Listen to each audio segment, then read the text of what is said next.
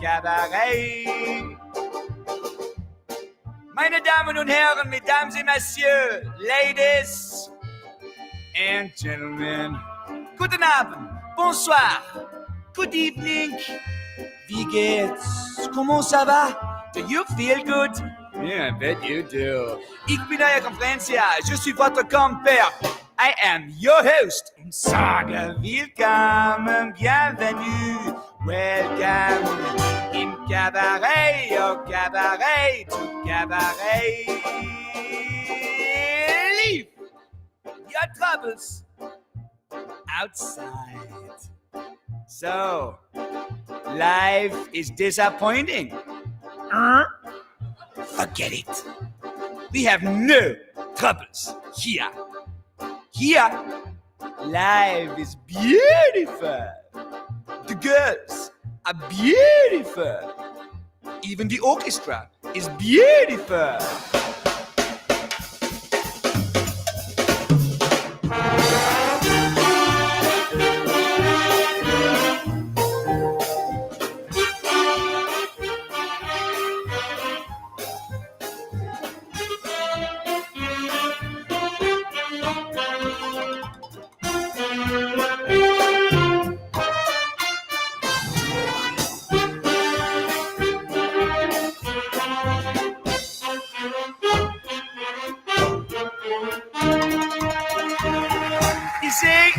The orchestra was beautiful.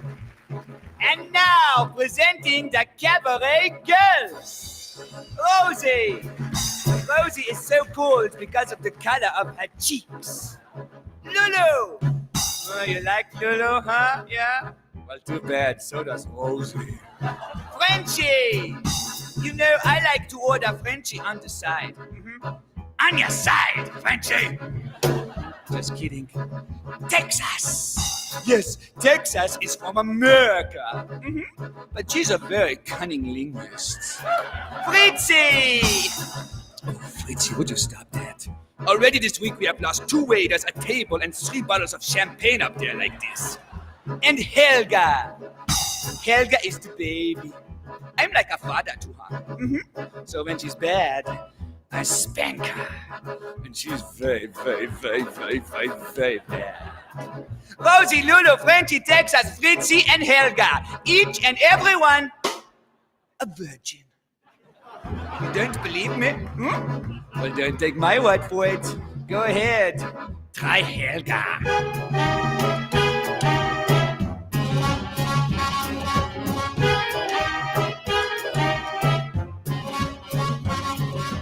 Outside it is winter, but in here it's so hot. Ooh. Every night we have to battle with the girls to keep them from taking off all of their clothings. So don't go away. Who knows? Tonight we may lose the battle.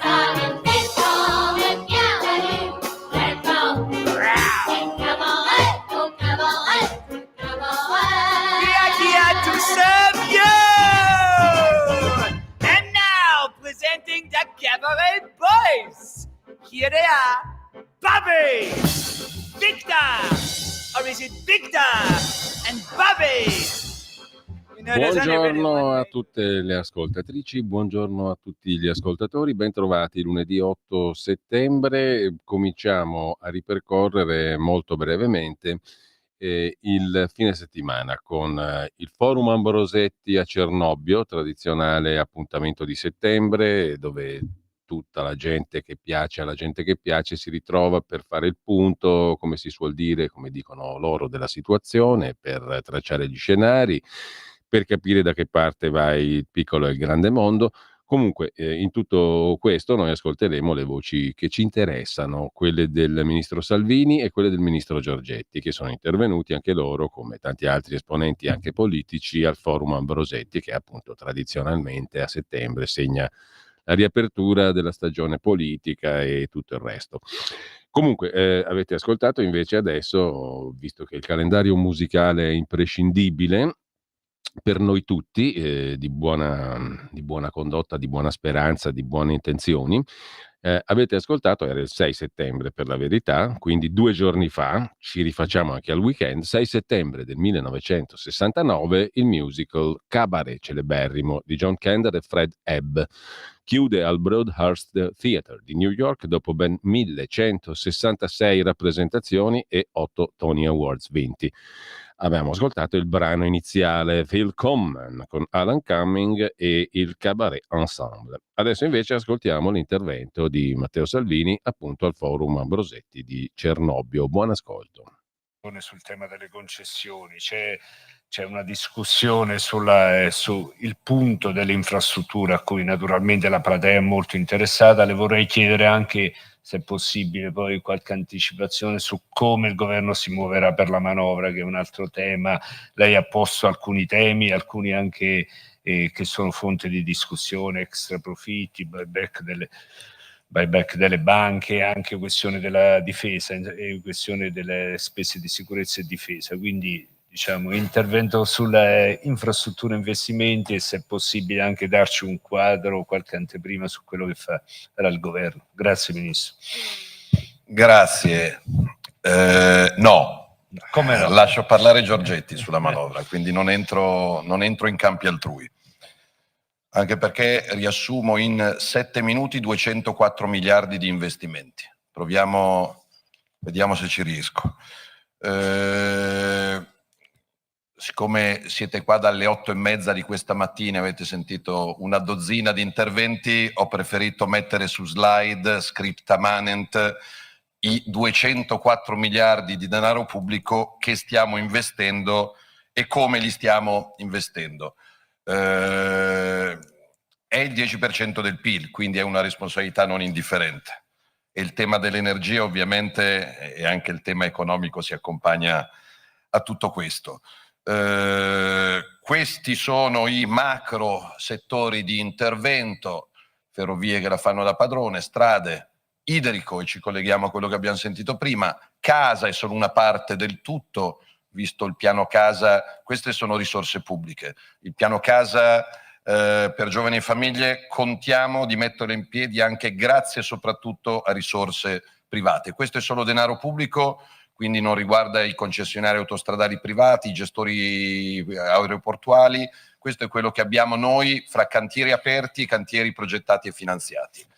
Nel dettaglio, a proposito di ingegneri, il campo ferroviario è quello che la fa da padrone, con evidentemente, i dati sono aggiornati al 1° settembre, noi abbiamo un record storico di cantieri operativi sulla rete ferroviaria italiana, più di 1200, e abbiamo anche il record storico di treni circolanti, che arrivano a essere 10.000 al giorno. Quindi è chiaro che il combinato disposto massimo dei cantieri aperti per modernizzare e mettere in sicurezza la rete e massimo dei treni circolanti con 500 milioni di passeggeri l'anno scorso, è chiaro che qualche disagio ci può essere. L'alternativa sarebbe quella tedesca: quando apro un cantiere, faccio un lavoro sulla rete, chiudo la rete e quindi vai a piedi. Noi abbiamo deciso di percorrere una via più complicata, con richieste di dimissioni pressoché quotidiane, ma assolutamente più utile al sistema economico del paese. Sistema strade, qua mi riferisco solo ad ANAS, quindi non ci sono ASPI, Gavio.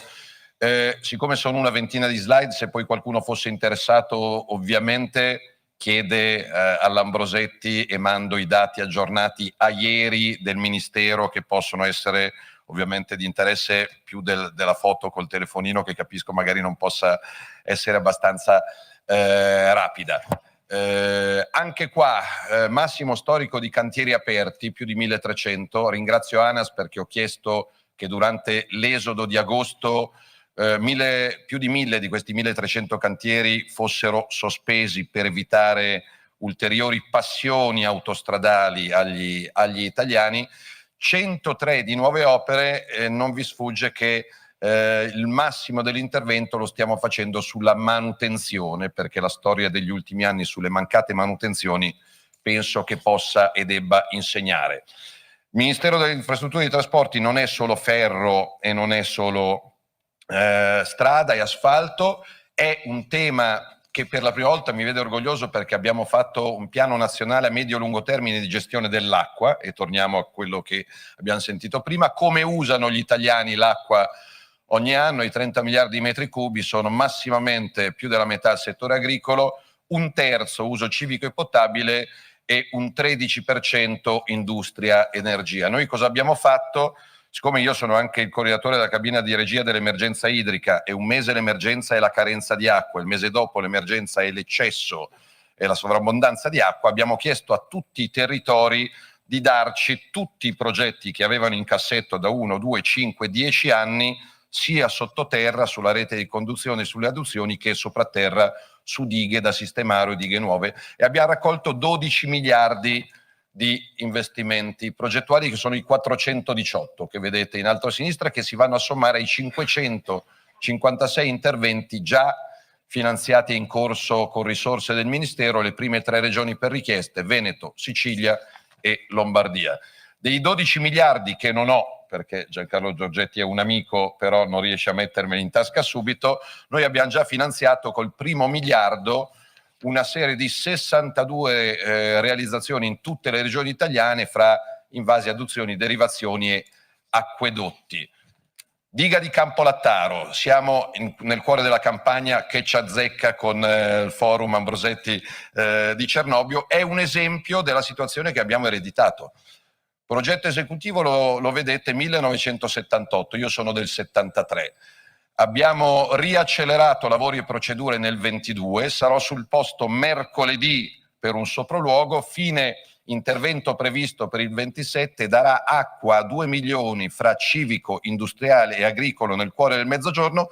Piccolo problema, l'intervento partito nel 78, finanziato con la Cassa del Mezzogiorno, si dimenticò un fattore determinante perché una diga possa essere diga: le condotte esterne. Quindi se voi andaste a Campolattaro oggi vedreste un lago bellissimo per il windsurf e per il birdwatching, non assolve alla funzione che la diga ovviamente dovrebbe assecondare, che è quella di portare l'acqua fuori dall'invaso. Rifinanziando e riguardando i progetti, gli ingegneri mi dicono che entro 2 anni uscirà l'acqua dalla diga. Ecco, vedete, quello che io andrò a visitare mercoledì nel Beneventano è quello che sarà il progetto sostenibile da tutti i punti di vista. Torniamo più vicini a casa, infrastrutture Milano Cortina, con oggi mancano 152 giorni alla cerimonia inaugurale del 6 febbraio allo stadio di San Siro per le Olimpiadi, e in successione all'Arena di Verona per le Paralimpiadi, Arena di Verona che ha i cantieri aperti per l'accesso anche agli atleti e agli spettatori paralimpici. Le Olimpiadi in numeri noi le proponemmo quando eravamo al governo nel 2018, nello scetticismo generale, ci furono assegnate nel 2019, siamo a settembre 2025, quasi 4 miliardi di investimenti distribuiti fra Veneto, Lombardia, Trento e Bolzano, indotto stimato ampiamente superiore agli investimenti fatti, 2 milioni di visitatori previsti in Italia, già 800.000 biglietti venduti e 3 miliardi soprattutto di telespettatori nel mondo con il telecomando, con una ricaduta per l'immagine del Made in Italy che vi sarà semplice intuire. Stiamo ragionando, siccome ho la responsabilità delle infrastrutture olimpiche, soprattutto sul dopo, sul post cerimonia di chiusura, per evitare il dramma del post grande evento in Italia, vedi mondiali del 90. Un esempio, quello che sarà il villaggio olimpico a Milano diventerà il più grande studentato universitario d'Italia a prezzi calmierati fra i 6 e 700 euro già dall'anno accademico 26-27. Stando in Lombardia, la tangenziale di Sondrio, la variante di Tirano, la Lecco-Bergamo e le varianti del Cadore sono tutte eredità che rimarranno sui territori. Casa. Sono partito dall'approvazione del decreto salva casa, quindi dall'edilizia privata, e o è una coincidenza fortunata oppure aver semplificato e permesso di regolarizzare piccole difformità interne ha visto il mercato crescere nel primo trimestre sia per la compravendita che per la locazione. Abbiamo già in portafoglio 660 milioni di euro per l'esperimentazione dei modelli innovativi sull'edilizia residenziale pubblica e edilizia sociale per certe fasce. Il piano casa su cui stiamo lavorando con il Presidente del Consiglio riguarda investimenti privati e edilizia privata a medio e lungo termine, e avrete novità e aggiornamenti nelle prossime settimane. La prima riforma che ho fatto quando sono arrivato a Porta Pia è stata la revisione del codice degli appalti, che da allora ha visto, alla faccia di quelli che dicevano si fermerà tutto, più di 10 milioni di progetture di appalto andate in porto per un controllo di 700 miliardi di euro, ma soprattutto, questa è stata la prima risposta data ai privati e alle imprese, un tempo medio risparmiato per singolo appalto, anche con la riduzione delle fasi di progettazione, fra i 6 mesi e un anno. Prendo fiato.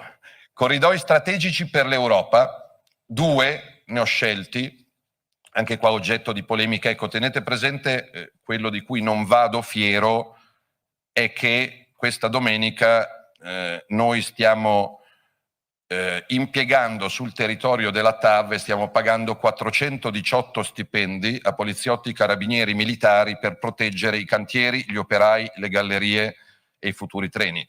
Penso che non sia degno di un paese civile avere 400 uomini e donne delle forze dell'ordine a difendere operai, imprenditori e cantieri, e penso che la politica si potrebbe e dovrebbe dividere su grandi macro temi come la giustizia, come l'immigrazione, come l'autonomia, come le riforme, non sulle gallerie, i viadotti, i ponti e l'alta velocità. Comunque ho fatto più di un sopralluogo, abbiamo garantito anche alle imprese rimborso immediati per i danni derivanti ai loro mezzi, TAV operativa dal 2032 con una riduzione di 3 milioni di tonnellate di CO2 emesse anno. La sorella, che andrò a visitare insieme al Presidente del Consiglio, se non erro, il 18 di questo mese di settembre, è un'altra grande, straordinaria opera di ingegneria col tunnel ferroviario sotterraneo più lungo al mondo, anche questo operativo dal 2032, 250 all'ora la velocità dei treni che passeranno sotto le Alpi, e in 25 minuti si arriva dall'Alto Adige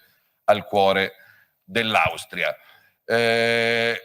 Altra grande opera, figlia di mille polemiche, ma dall'utilità assolutamente dimostrata e dimostrabile, il Mose di Venezia, che in questi anni è stata sollevata più di 100 volte, dedicata a quelli che costa troppo, non serve, prima del Mose bisogna fare le scuole e gli ospedali. Si possono fare in un paese civile il Mose, le scuole e gli ospedali. Aver salvato Venezia dall'acqua alta in questi anni più di 100 volte, vi lascio supporre il risultato economico, commerciale, culturale e ambientale, e quindi averne altre 10 di infrastrutture come queste. Andiamo a un'altra opera che è leggermente divisiva su un certo fronte, ma a cui tengo assolutamente, come peraltro alla Tremezzina, che è in lavorazione qua sulla statale Regina, perché per me non ci sono piccole o grandi opere, ci sono opere utili. Il ponte, 3.666 metri di lunghezza, 399 metri di altezza dei pilastri, franco navigabile 72 metri, a pieno carico ridotto, ma ovviamente noi facciamo un ponte perché ci passino anche le grandi navi sotto, 60 metri di larghezza, progettato con 6 corsie stradali, 2 corsie ferroviarie. Queste sono stime di calcolo del traffico che le società stanno aggiornando. Comunque, se stiamo anche a dati vecchi che oggi sarebbero superiori, siamo a un minimo di 6.000 veicoli ora e 200 treni al giorno. Opera totalmente coperta da denaro pubblico, quindi non ci sono soldi della NATO, soldi americani, soldi dell'Unione Europea. Se poi sarà usata come infrastruttura non solo civile ma anche militare, ce lo dirà la storia dal 2032. Le polemiche di questi giorni sulla possibilità o meno di ricomprenderla fra l'aumento delle spese militari NATO non ci azzeccano nulla col fatto che questa settimana da Palazzo Chigi dovrebbe essere mandato il dossier alla Corte dei Conti. Una volta che la Corte dei Conti, in piena scienza e coscienza, darà l'ok, conto che fra settembre e ottobre si parta coi cantieri, proprio con gli operai e con gli scavi, con gli espropri e con le imprese anche lombarde che saranno sul territorio. A proposito degli ambientalisti più storditi che abbiamo in Europa, ci saranno 12 milioni e 800 mila tonnellate di CO2 in meno, perché non occorre una laurea al Politecnico per intuire che invece di avere migliaia di traghetti che vanno avanti e indietro inquinando l'acqua, inquinando l'aria, 2 binari ferroviari e 6 corsie stradali hanno un impatto evidentemente inferiore rispetto alle code che ad agosto arrivano alle 4 ore.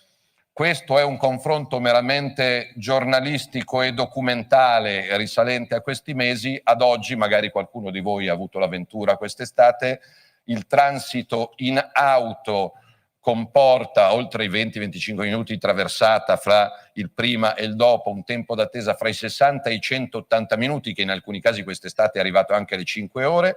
In treno per i passeggeri 120 minuti, per le merci 180 minuti. È vero che il ponte, grande opera di ingegneria, 15 anni fa non sarebbe stato risolutivo, perché 15 anni fa non c'erano i cantieri che ci sono oggi aperti sulla Palermo-Catania-Messina e sulla Salerno-Reggio Calabria, quindi nell'anno 2000 il ponte sarebbe stata un'operazione straordinaria che però univa due fronti che erano ancora indietro. Oggi con 20 miliardi per velocizzare la rete stradale ferroviaria fra Palermo, Catania e Messina e fra Salerno e Reggio Calabria, non avere quei 3 chilometri di ponte sarebbe un non senso. Sono riusciti anche a fare polemica sull'esosità dell'eventuale pedaggio. Chi oggi vuole andare a Messina in auto paga 42 euro, chi ci vuole andare nel 2032, questa è la deadline che mi hanno dato gli ingegneri, ci metterà un quarto d'ora invece di 3 ore, spendendo 7 euro invece che 42. Spero di avervi reso edotti del fatto che i 204 miliardi di euro che mi avete momentaneamente prestato di risorse pubbliche li stiamo investendo con criterio e con giudizio. Grazie Ministro Salvini.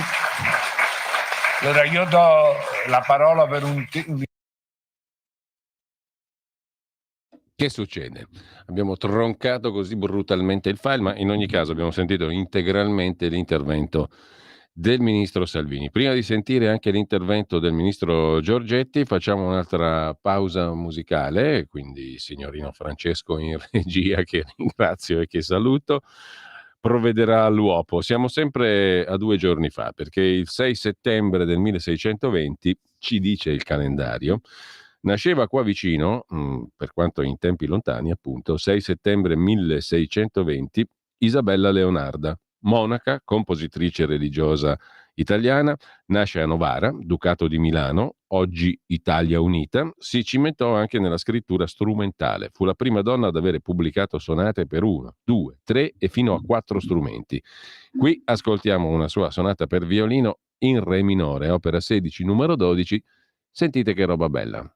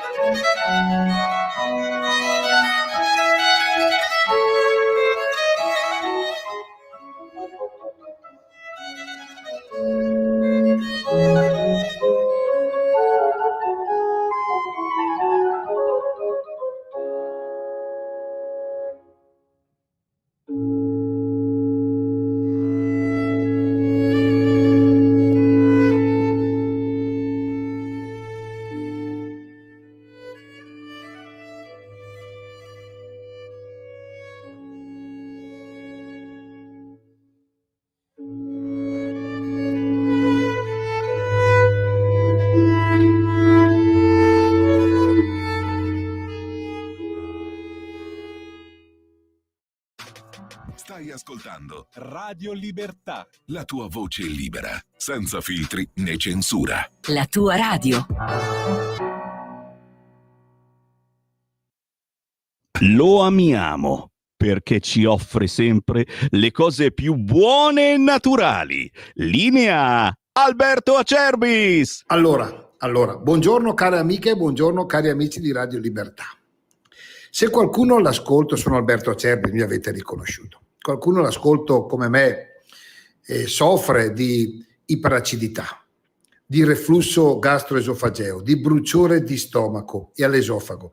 Quando mangi quella cosa che dici porco cane mi piace, però so già che avrò problemi, quindi avrò quella sensazione di aria, di pancia gonfia, bruciore di stomaco, la notte mi sveglio a bere. Ecco, in quel caso lì semplicemente voglio darti un consiglio. Prova un prodotto naturale, prova la nostra soluzione alla bava di lumaca Gastro Free, una soluzione importante, naturale, con un successo straordinario. D'altronde poi si capisce, mica sono matto, vengo qua, spendo soldi di pubblicità, come dicono a Brescia per il 2 di agosto, quando in tavola c'è Bastoni. Un successo importante, aiuta molto per chi soffre di questo problema, di gastro, quando ti senti proprio quella sensazione di bruciore. Prima di andare a fare un pasto, prova un cucchiaio di Gastro Free, puoi metterlo anche nell'acqua. Prova tutti i giorni a prendere un cucchiaio da caffè in un bicchiere d'acqua e poi ne parleremo. Adesso vengo all'offerta. Vale sempre per le prime 20 telefonate, perché chiaramente è un prodotto naturale, non è un prodotto industriale. Quindi l'offerta è di 59 euro per tre flaconi di Gastro Free. Chiamando 030 68 44 08. è un'abitudine importante, state investendo sulla vostra salute. Dopo, se qualcuno preferisce invece le polverine magiche che vanno benissimo, perfetto, in questo caso credetemi, mi rivolgo a chi soffre di questo problema, perché chi non lo conosce può dire vabbè, ma il reflusso gastroesofageo, ne parlo perché io ne ho sofferto e un po' ne soffro ancora, è pesante, molto pesante, la pancia gonfia, il bruciore, la sensazione di nausea, di tachicardia, insomma 59 euro 3 flaconi di GastroFree, le primi 20 telefonate allo 030 68 40 408. Ok? Adesso io do il via, chiamate, se volete le informazioni siamo qua. Grazie, buona estate e un grande abbraccio a tutti voi. Stai ascoltando Radio Libertà, la tua voce libera, senza filtri né censure, la tua radio. Intanto forse l'avrete già saputo, ma attacco a Gerusalemme, 4 morti, 2 terroristi uccisi. La prendiamo la notizia dall'home page dell'ANSA. In questo momento colpita la parte nord della città di Gerusalemme. Il ministro della difesa israeliano avverte Hamas: rilasciate gli ostaggi o sarete annientati, ed espanderemo le manovre di conquista della striscia di Gaza, non solo di Gaza City. Comunque, per la cronaca, 4 persone sono rimaste uccise stamani a Gerusalemme Nord durante un attacco con armi da fuoco. 2 terroristi che hanno sparato sono stati uccisi. Un primo bilancio parlava di 15 persone ferite. I terroristi sono saliti su un autobus della linea 62 e hanno aperto il fuoco. Sono stati uccisi da un soldato che si trovava sul posto. 5 feriti sono in gravi condizioni. È stato intervistato il paramedico del servizio ambulanze arrivato sul luogo dell'attacco. Siamo arrivati in massa, ha detto, non appena abbiamo sentito la segnalazione. Una volta sul posto abbiamo visto persone che giacevano prive di sensi ai lati della strada e sul marciapiede vicino alla fermata dell'autobus. C'è molta distruzione sulla scena, vetri rotti a terra, molta confusione. Abbiamo iniziato a fornire cure mediche ai feriti e continuiamo a curarli e a trasportarli in ospedale. L'attacco arriva nel giorno in cui il ministro della difesa israeliano, Israel Katz, ha esortato Hamas a rilasciare gli ostaggi, deporre le armi, oppure prepararsi ad affrontare la distruzione di Gaza e il suo annientamento. Questo è un ultimo avvertimento agli assassini e agli stupratori di Hamas a Gaza e negli hotel di lusso all'estero, ha detto il ministro della difesa israeliano. Rilasciate gli ostaggi, deponete le armi, altrimenti Gaza sarà distrutta e voi sarete annientati. Questa dichiarazione giunge poco dopo che il presidente degli Stati Uniti, Trump, ha emesso quello che ha definito un ultimo avvertimento a Hamas per il rilascio degli ostaggi ancora detenuti a Gaza.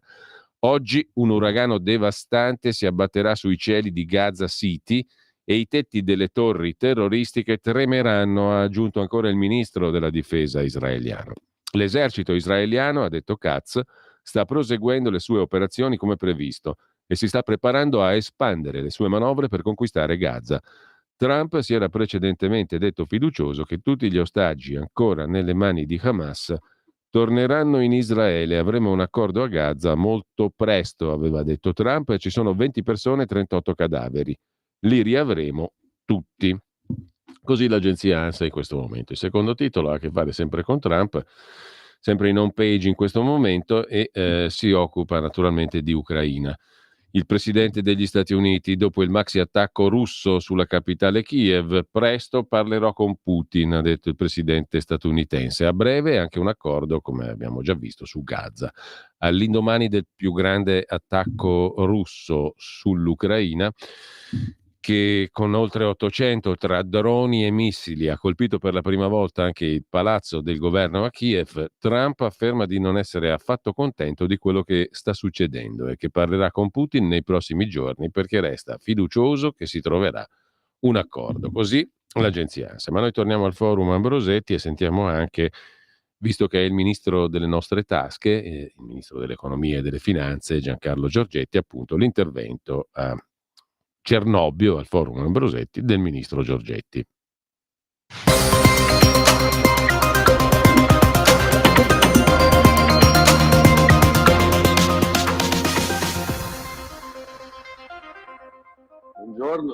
Buongiorno a tutti, un saluto a tutti i presenti. naturalmente un pensiero ad Alfredo Ambrosetti, mio conterraneo e anche mio amico che ci ha lasciato ieri.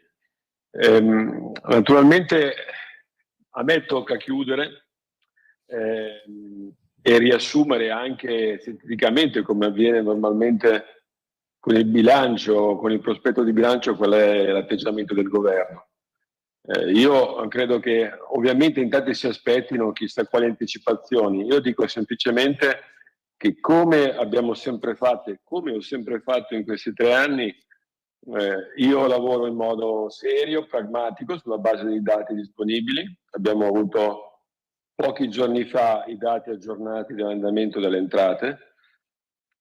Abbiamo adottato un metodo che è quello della serietà, della responsabilità, della prudenza, se volete, che sta pagando un dividendo importante, non soltanto per il bilancio pubblico, ma anche per le imprese, le aziende di credito, chiamiamole così almeno non si fanno polemiche, e continueremo su questa strada. Oserei dire che nel panorama europeo siamo forse quelli che hanno, dopo aver contestato e argomentato rispetto alle nuove regole europee, quello che le stanno rispettando in modo più puntuale. E continueremo, come ho detto, in questa direzione.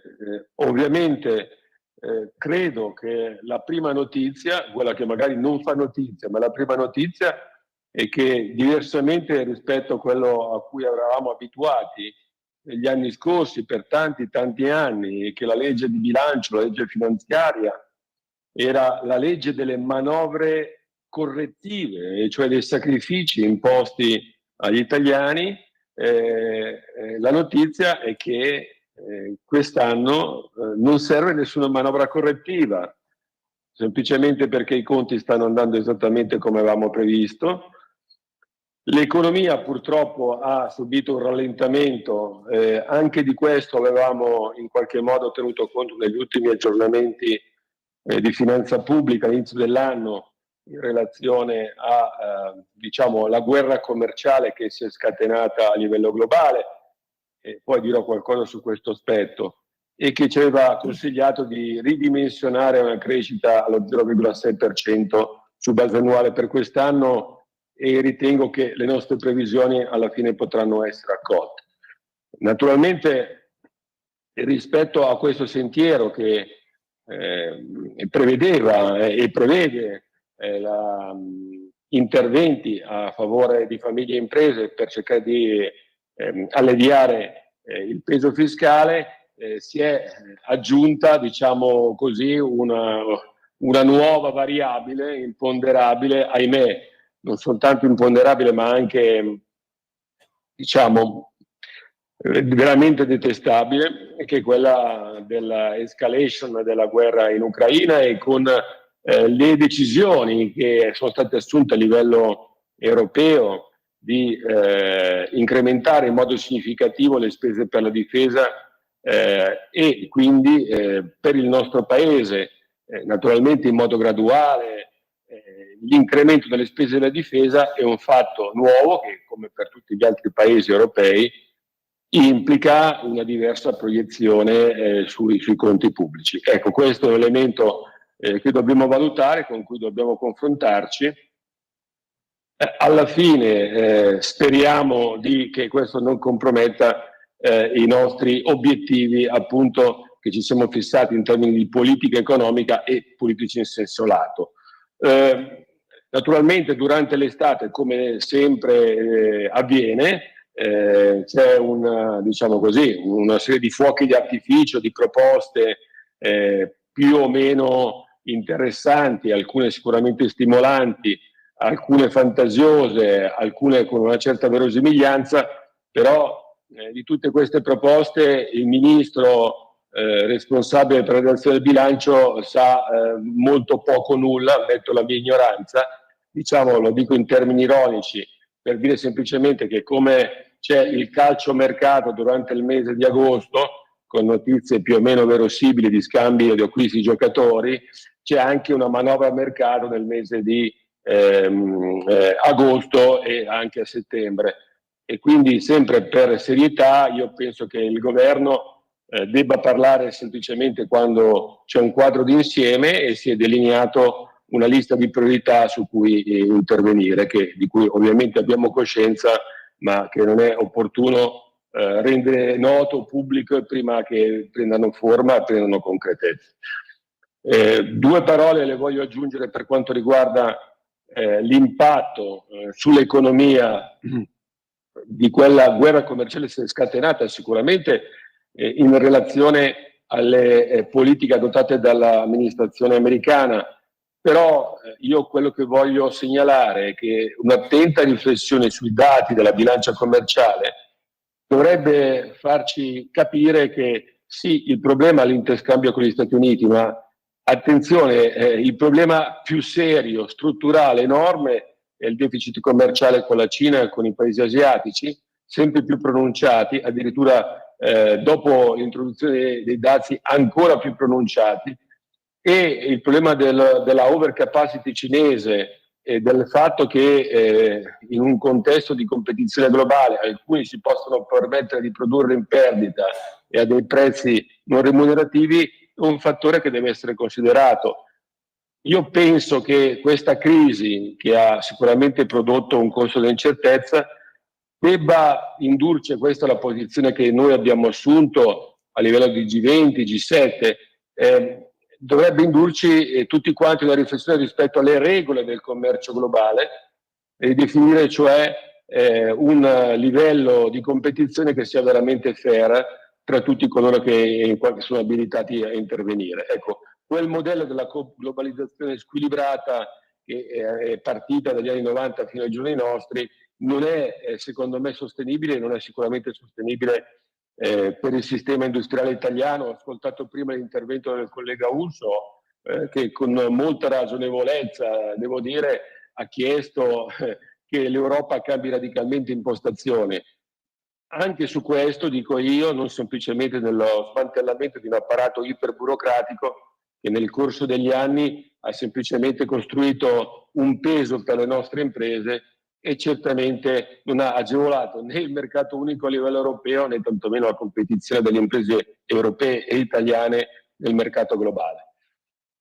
Per quanto riguarda le spese per la difesa, io ho osservato dall'inizio e continuo a insistere che a questo, che è un dovere assunto dal governo in sede internazionale, deve anche affiancarci uno sforzo significativo rispetto alla industria della difesa nazionale che è chiamata a fare uno sforzo, devo dire, quasi improvviso ma titanico per poter partecipare a questa fase, altrimenti il tutto si traduce unicamente in un aggravio per la finanza pubblica senza nemmeno un ritorno di produzione industriale in Italia e di occupati in Italia. Quindi questo è un altro elemento su cui abbiamo sollecitato anche le società partecipate da parte dello Stato in termini di impegni, perché è quello che stanno facendo tutti i paesi nel mondo occidentale e quindi deve avvenire inevitabilmente, credo, anche nel nostro paese. E mi fermerei qui. Se c'è qualche osservazione o domanda di approfondimenti sono a disposizione. Ministro,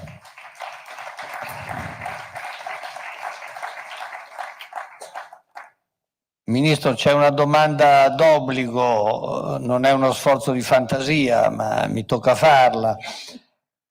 Il Paese fuori discussione negli ultimi anni ha tirato la cinghia, per usare un'affermazione, parole forse un po' rozze, ma certamente che rendono l'idea. Con la prossima manovra possiamo immaginare un allentamento della stretta, qualcosa che dia, qualche provvedimento che dia davvero respiro alle famiglie e alle imprese? Guardi direttore, le dico, tirare la cinghia mi sembra un concetto un po' forte, nel senso che noi abbiamo sicuramente stretto la cinghia su alcune forme di spesa che ritenevamo totalmente fuori controllo. È inutile richiamare qui dal super bonus di cittadinanza. Dall'altro lato abbiamo anche dato e ridato molto soprattutto ai redditi bassi, ai redditi medio-bassi. Ricordo circa 20 miliardi di sconto, di riduzione di pressione fiscale, di cuneo contributivo e fiscale per i redditi più bassi sotto i 35.000, sotto i 40.000 euro. Quello che abbiamo verificato anche sono i dati macroeconomici, che durante questo periodo il trasferimento di queste risorse nei consumi è stato anche abbastanza relativo. C'è stato anche un incremento paradossalmente della propensione al risparmio, indotta, a mio giudizio, naturalmente è una mia valutazione molto sommaria, non da economista ma da uomo della strada, anche dal sentimento di timore e paura indotta dalla visione quotidiana di immagini di guerre militari e commerciali, che hanno fatto sì che insomma l'economia in termini di domanda, di consumi ma anche di investimenti si sia sostanzialmente molto raffreddata. È chiaro che il contesto internazionale, se si andasse a ridefinire e chiarire, aiuterebbe moltissimo. Noi, e l'ho detto in precedenza, abbiamo fatto una pianificazione su base pluriennale, 5 anni, e per quanto riguarda il bilancio 3 anni, che prevedeva esattamente lo spazio per intervenire in modo significativo sul fronte fiscale per le famiglie ulteriormente. Naturalmente adesso stiamo lavorando seriamente, trovando anche le soluzioni per rendere compatibile questo percorso con quello che sono gli impegni che ho richiamato in precedenza, i nuovi impegni supplementari in termini di spesa, perché adesso l'Europa ha consentito la deroga al patto di stabilità per quanto riguarda le spese per la difesa. Siccome io faccio politica, cioè vivo in mezzo alla gente, devo dire che è difficile da spiegare all'uomo, diciamo così, comune, che i patti di stabilità si possono derogare soltanto per le spese per la difesa e non per altri tipi di spesa. Ecco. E quindi è un momento molto particolare per cui viene richiesta a chi governa grande senso di responsabilità, riuscire a fare le cose in modo calibrato e corretto. Devo dire che per quanto riguarda l'Italia, la fiducia che noi riscontriamo sui mercati, ma anche la fiducia che riscontriamo, io non sono malato di sondaggi, però mi sembra di poter dire, rispetto a altre situazioni in giro per l'Europa di consenso popolare, ci dicono che questa ricetta o il tipo di approccio che abbiamo maturato e che abbiamo eseguito sia quello corretto. Quindi a me non piace promettere tanto e fare poco, tendenzialmente prometto poco e cerco di fare tanto, e cercheremo di fare così anche in questa circostanza. E questo era il ministro Giorgetti, che abbiamo sentito integralmente, il cui intervento abbiamo sentito integralmente, intervento naturalmente al Forum Ambrosetti. Pochi minuti, ce la caviamo con, o meglio, ci rifacciamo anche, comunque è stato molto chiaro, il ministro Giorgetti, nessuna manovra, però c'è la questione delle spese militari. Bisogna investire nelle spese militari in chiave europea. Per fare che cosa? Per fare la guerra? Per difendersi da Putin? Per fare tutte e due le cose insieme? Vedremo. Intanto noi ci rifugiamo nel calendario musicale, perché questo è sicuramente qualcosa di buono per i pochi minuti che ci avanzano. Rimaniamo al 6 settembre, perché era una giornatina interessante. Il 6 settembre del 1781 nasce a Mazee, in Austria, Anton Diabelli, cognome italianissimo, editore e compositore austriaco. Sentite che delizia questa sonata per chitarra in La maggiore, opera 29, numero 2, alla chitarra Kyue Park, quarantenne, classe di chitarrista classica, nata a Incheon, in Corea del Sud.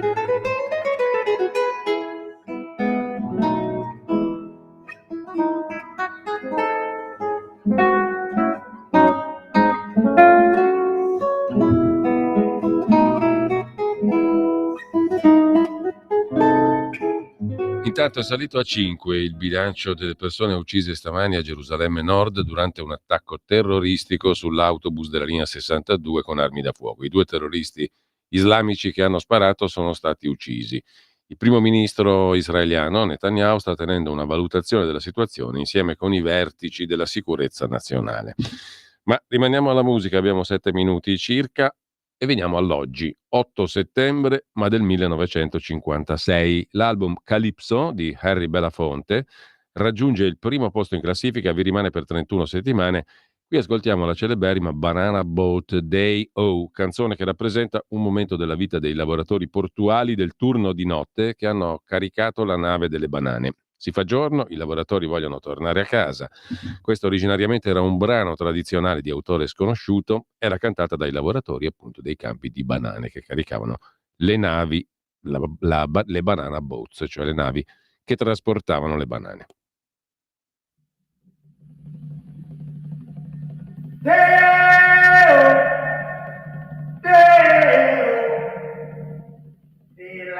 come and me want go home. Me said daylight come and me want go home. Work all night and a drink a rum. Daylight come and me want go home. Stack banana till the morning come. Daylight come and me want go home. Come, Mr. Tallyman, tally me banana. Daylight come and me want go home. Come, Mr. Tallyman, tally me banana. Daylight come and me want go home. Live 6 foot, 7 foot, 8 foot bunch. Daylight come and me want go home. 6 foot, 7 foot, 8 foot bunch. Daylight come. Vi ricorderete la versione celentanesca, ma comunque dallo stesso album Calypso di Harry Belafonte ascoltiamo anche questa deliziosa Jamaica Farewell. Addio Giamaica.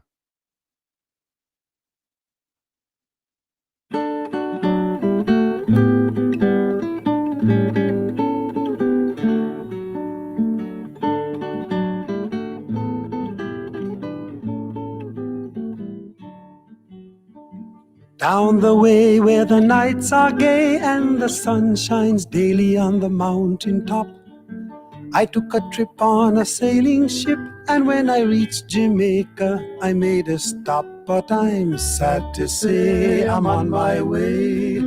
Won't be back for many a day. My heart is down, my head is turning around. I had to leave a little girl in Kingston town.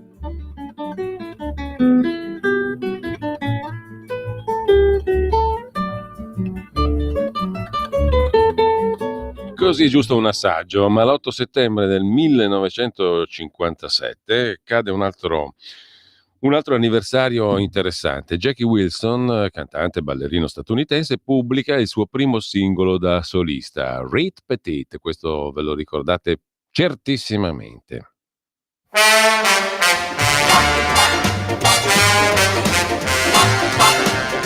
Well, look at that, look at that, look at that, look at that, ooh wee.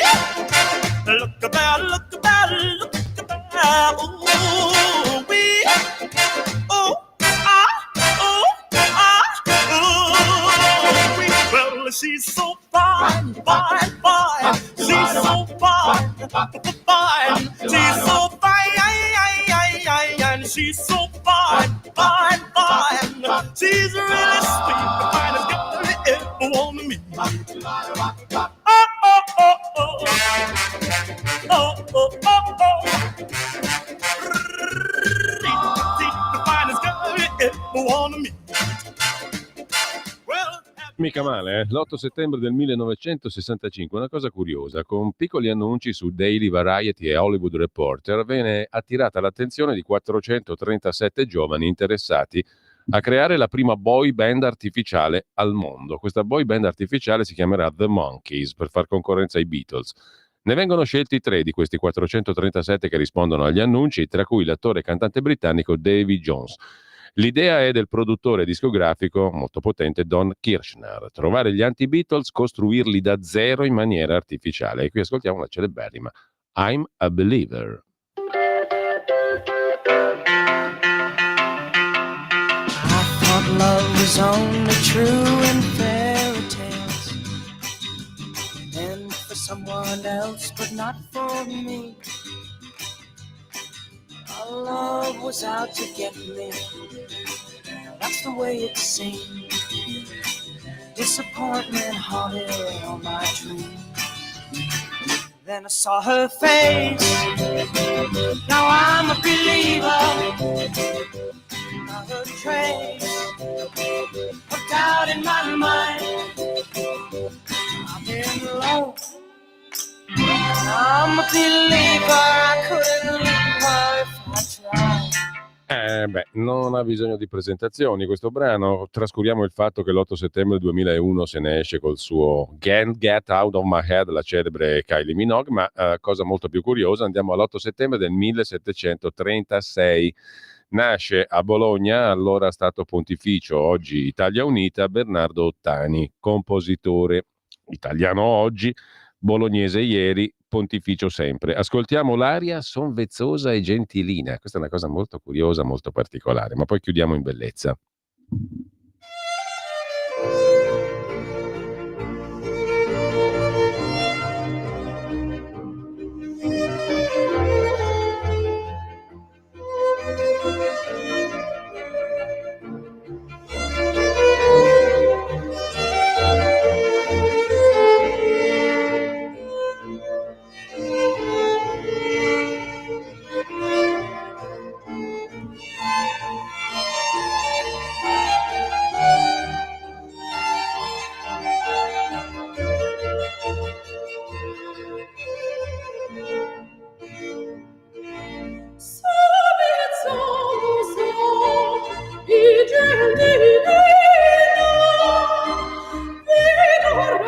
Per i pervertiti all'ascolto, sonvezzosa e gentilina, la potete trovare sulle varie piattaforme di Bernardo Ottani. Ma l'8 settembre 1841 nasce il compositore ceco, nella Cechia, Antonín Dvořák, uno dei massimi protagonisti della musica boema dell'Ottocento. Ascoltiamo qui una sua celebre Dumka, opera 72 numero 2 in Mi minore, interpretata dalla sublime 38enne pianista georgiana Katia Buniatishvili.